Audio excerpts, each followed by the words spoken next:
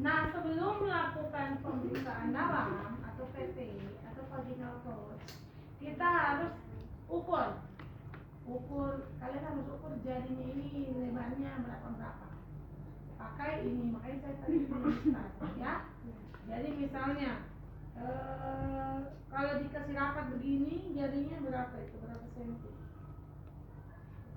Misal ya. Jadi, ini menunjukkan kita melihatkan satu pembukaan dia 1 senti. Nah, jadi kita ukur. Nah, kalau 2 jari begini misalnya. Antara 2 sampai 3. Kalau 3 senti berarti ke sini. Kan? Ini lebarnya begini 3 senti. 4 senti begini. 5 senti begini. 6 senti begini. Ya. 7 senti begini. Jadi dia maju terus sampai dia pembukaan. Nah, 10 senti begini. Jadi ini latihan di luar. Jangan nanti masuk mau ukur sudah bisa. Jadi masuk terus cari servisnya di mana baru buka. Nah, lebarnya berapa itu ya kamu harus tahu jarimu selebar apa untuk menentukan pembukaannya. Nah, cuma memang dia dari satu orang ke orang lain agak beda karena dia kan subjektif ya. Nah, tapi ini memang akan dilatih dengan kebiasaan. Jadi kalau dia semakin lebar berarti pembukanya semakin lebar dan bayi akan segera lahir. Makanya ini latihan pakai mistar misalnya. Kalau pas PT lebarnya begini, kira-kira ini pembukaan berapa ya? Kalau kita pakai mistar begini, biasanya sudah pembukaan 8. Kayak gitu. Kalau begini, pembukaan 4. Ya, jadi kira-kira jadi masuk dibuka. Atau bisa jadi cuma 1 jari. Nah, kalau cuma 1 jari, mungkin cuma 1 senti. Atau 2 jari longgar, atau 2 senti, 3 senti gitu. Jadi latihannya pakai mistar. Lalu kalau 1 jengkal, 1 jengkal ada untuk mengukur plasenta, misalnya 20 ya, 20 senti. Nah, jadi kalau kalian berapa? Nah, karena kita tidak bisa bawa ini mistar di meja pesawat. Oke? Nah, jadi itu untuk pemeriksaan dalam. Apa yang dinilai saat pemeriksaan dalam? Yang pertama pembukaan kan?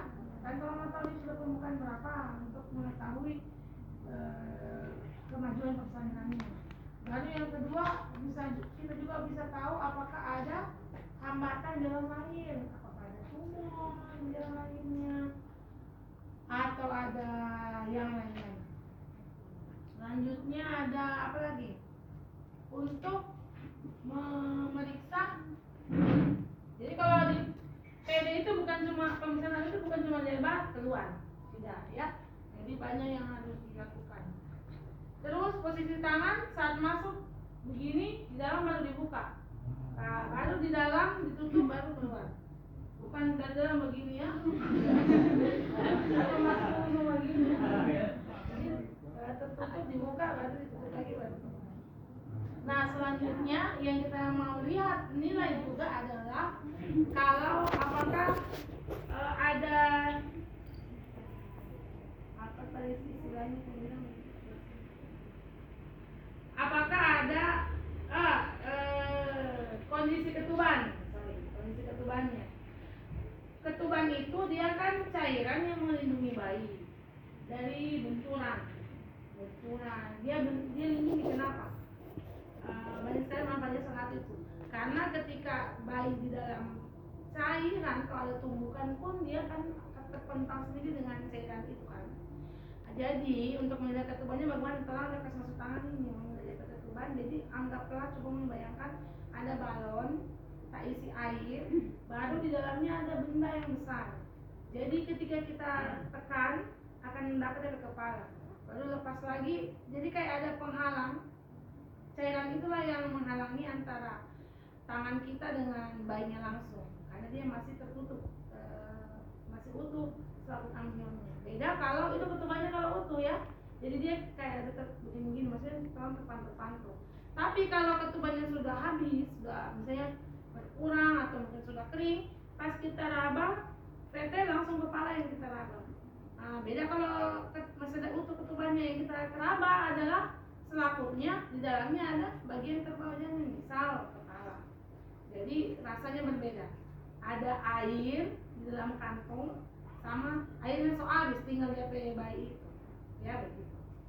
Terus untuk mengetahui juga apakah ada penyusupan ini tulang kepala bayi ini. Kalau yang panggul ibunya kecil, dia akan terhimpit ini tulang suturannya. Misalnya ininya CPD ya, atau cephalopelvic disproportion, ininya dia akan terhimpit. Biasanya di pantograf kita akan isi 4 kategori 0, 1, 2, 3. Kalau 0 itu dia tidak seperti ini, dia normal, ada jarak. Kalau 1 dia terhimpit berdekatan suturannya. Kalau 2 dia tumpang tindih begini. Tapi pada saat kita PD, kita lepaskan itu suturannya masih bisa terpisah. Kalau skor 3 dia tumpang tinggi, tolong suka bisa dengan jari, tetap tidak bisa terpisah. Artinya panggul ibunya sangat kecil, jadi dia terjepit di dalam. Itu biasanya pada ibu CPD. Selanjutnya pada saat PD juga kita cek apakah ada tali pusat yang membumbung ya, misal ya.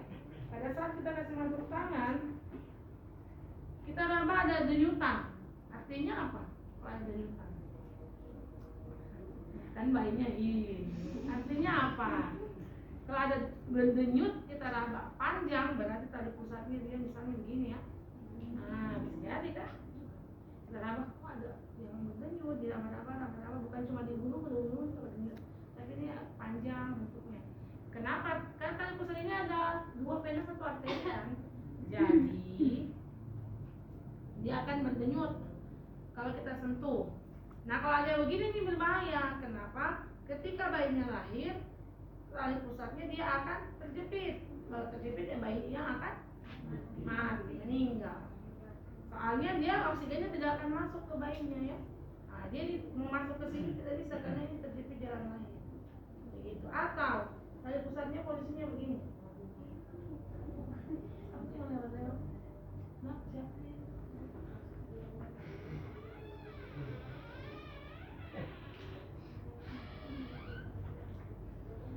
Oke, misalnya kan kita raba denyutan lagi dan dia di luar begini ya, atau mungkin keluar dari vagina, namanya prolaps tali pusat, dia keluar. Gitu. Kemudian presentasi janin. Ini presentasinya apakah bentuk kepala, atau mungkin ini dahi, atau mungkin wajah, ya, atau mungkin apa? Jadi kita bisa raba dengan 2 jari tadi. Nah, terus